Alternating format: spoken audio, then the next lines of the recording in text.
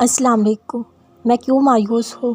میرے پاس تو اللہ ہے جس کے ایک اشارے پہ پہاڑ پگھل سکتا ہے اور موم پتھر بن سکتا ہے۔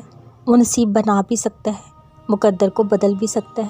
اگر ایسا نہ ہوتا تو وہ کبھی انسان کو دعا سے آشنا کرواتا، معجزوں کا علم نہ دیتا۔ میرا اسی رب پہ توکل ہے۔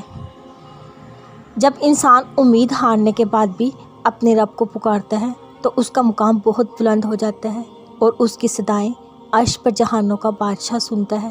اپنے بندے کو اس کی من پسند چیز نواز دیتا ہے۔ جب دل تڑپتا ہے تو اس کی ایک ایک تڑپ سے اس کا خالق واقف ہوتا ہے۔ وہ جانتا ہے میرا بندہ اس وقت درد میں ہے اور وہ تب راضی ہو کر اسے نوازتا ہے جب وہ امید نظر نہ آنے کے بعد بھی اللہ کا در کھٹکھٹانا نہیں چھوڑتا۔ مگر یہ سب کب ہوتا ہے؟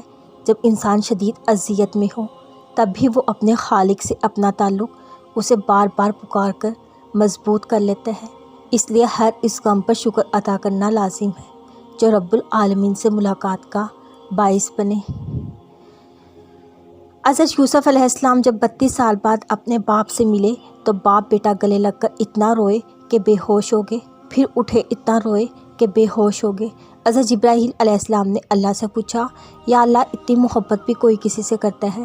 اللہ نے فرمایا، جبرائیل میں امت محمدی کے ہر فرد سے اس سے 70 گنا زیادہ محبت کرتا ہوں۔